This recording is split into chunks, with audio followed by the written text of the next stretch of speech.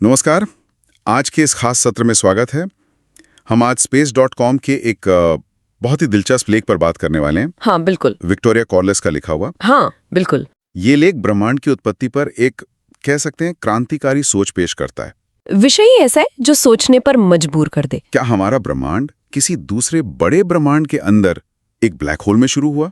ये एक नया अध्ययन है जो सीधे सीधे बिग बैंग थ्योरी को ही चुनौती दे रहा है।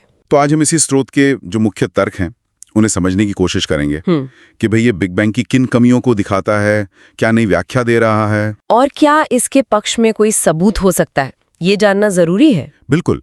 तो चलिए इस विचार की तह तक चलते हैं। हाँ तो देखिए, बिग बैंग सिद्धांत वो तो काफी सफल रहा है। उसने कई चीजें समझाई। कॉस्मिक माइक्रोवेव बैकग्राउंड है, ब्रह्मांड का जो विशाल ढांचा है, हाँ, और उसका तेजी से फैलना जिसे अक्सर डार्क एनर्जी से जोड़ते हैं। सही, लेकिन कुछ बुनियादी दिक्कतें तो हैं, कुछ पहेलियां हैं जो सुलझी नहीं है। जैसे कि डार्क मैटर और डार्क एनर्जी, ये हैं क्या असल में? कोई पक्के तौर पे नहीं जानता। और सबसे बड़ी बात, वो बिग बैंग की एग्जैक्ट शुरुआत, वो सिंगुलैरिटी वाला पॉइंट। हाँ, वो सिंगुलैरिटी मतलब एक ऐसा बिंदु जहां घनत्व, तापमान सब अनंत हो जाता है और जहां हमारे फिजिक्स के नियम वो काम करना बंद कर देते हैं। ये हमेशा से एक उलझन रही है वैज्ञानिकों के लिए। और वो भी तो है ना, आइंस्टाइन की जनरल रिलेटिविटी और क्वांटम मैकेनिक्स, इनके बीच तालमेल की कमी। बिल्कुल, ये एक और बड़ी चुनौती है। तो एंड्रिक गस्टानागा जैसे वैज्ञानिक कहते हैं कि इन मुश्किलों से निपटने के लिए या तो एक रहस्यमयी डार्क एनर्जी मान लो, या फिर फिजिक्स के नियमों में ही कोई बड़ा बदलाव सोचो। हाँ, जो कि बहुत बड़े कदम हैं। लेकिन गस्टानागा और उनके साथी एक अलग दिशा में गए। उन्होंने एक काफी सरल सवाल से शुरू किया। क्या सवाल? कि भाई ये ब्रह्मांड का विस्तार तेज क्यों हो रहा है? हाँ। और उनका अवलोकन ये था कि हमारा पूरा जो देखा जा सकने वाला ब्रह्मांड है, हाँ। वो अपने ही गुरुत्वाकर्षण दायरे ग्रेविटेशनल रेडियस के अंदर है। अच्छा। तो इसका मतलब ये कि अगर कोई बाहर से देखे तो ये एक ब्लैक होल जैसा दिखेगा। अरे ये तो बिल्कुल नई बात है। तो क्या इसी से ये विचार निकला कि हमारा ब्रह्मांड शायद वैसे ही बना जैसे कोई तारा ढहकर ब्लैक होल बनता है? हाँ, यहीं से वो क्रांतिकारी विचार आता है। ये बिग बैंग की सिंगुलैरिटी वाली शुरुआत को पूरी तरह से बदल देता है। सिंगुलैरिटी थी ही नहीं, इस मॉडल के हिसाब से नहीं। ये कहता है कि हमारा ब्रह्मांड किसी दूसरे बड़े ब्रह्मांड में पदार्थ के एक बहुत बड़े बादल के गुरुत्वाकर्षण से ढहने कोलैप्स होने से बना। लेकिन कोलैप्स का अंत तो सिंगुलैरिटी में होना चाहिए ना? जरूरी नहीं। यहीं पर ये मॉडल अलग है। ये कहता है कि सही परिस्थितियों में ये कोलैप्स अनंत घनत्व तक नहीं पहुंचता, बल्कि वो एक न्यूनतम बिंदु तक सिकुड़ता है और फिर उछलता है, बाउंस करता है। हाँ, बाउंस। हाँ, और फिर तेजी से फैलना शुरू कर देता है।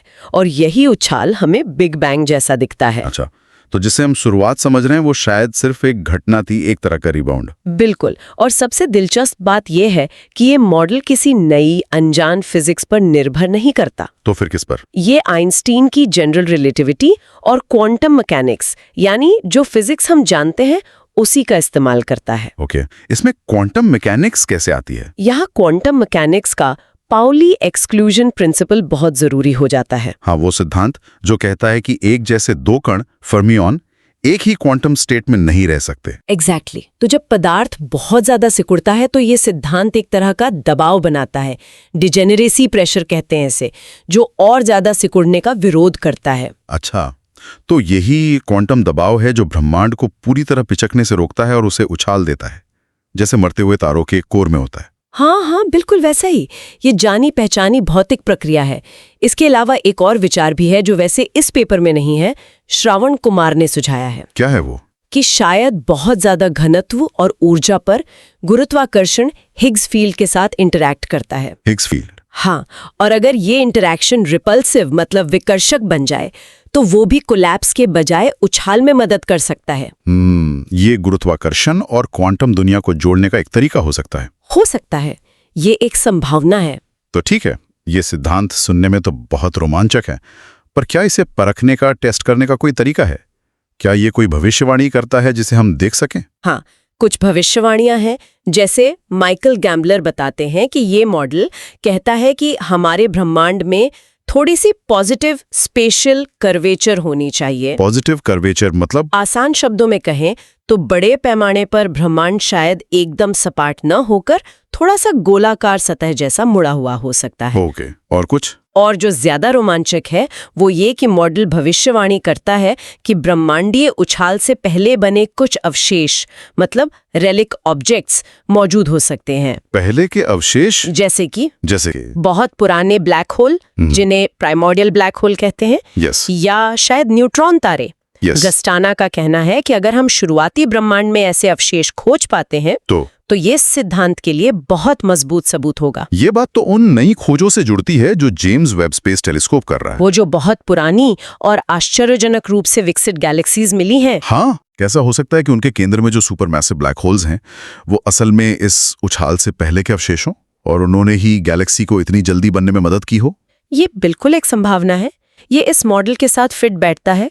हालांकि ये मानना होगा कि ये विचार बहुत विवादास्पद है। हाँ, ये कहना कि बिग बैंग शुरुआत नहीं थी, ये अपने आप में एक बहुत बड़ी बात है। गस्टाइना खुद भी ये मानते हैं, लेकिन उनका तर्क है कि विज्ञान आगे तभी बढ़ता है जब हम पुरानी स्थापित धारणाओं पर सवाल उठाते हैं। सही कहा। तो आज हमने एक बहुत ही आकर्षक संभावना पर विचार किया कि हमारा ब्रह्मांड शायद किसी बड़े ब्रह्मांड के भीतर एक ब्लैक होल के ढहने और फिर उछलने का नतीजा है। हाँ, और ये बिग बैंग की सिंगुलैरिटी वाली मुश्किल का एक संभावित हल पेश करता है, वो भी ज्ञात भौतिकी के नियमों का इस्तेमाल करके। और ये कुछ परीक्षण योग्य भविष्यवाणियां भी करता है, जैसे वो पुराने अवशेष या ब्रह्मांड की वक्रता। ये सिर्फ एक छोटा मोटा बदलाव नहीं, बल्कि ब्रह्मांड को देखने का एक बिल्कुल अलग नजरिया है। बिल्कुल। और ये हमें एक बहुत गहरे सवाल के साथ छोड़ जाता है।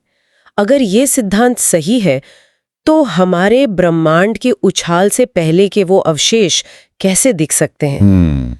और क्या वो हमें उस पितृ ब्रह्मांड के बारे में कुछ बता सकते हैं जिससे हम पैदा हुए हैं?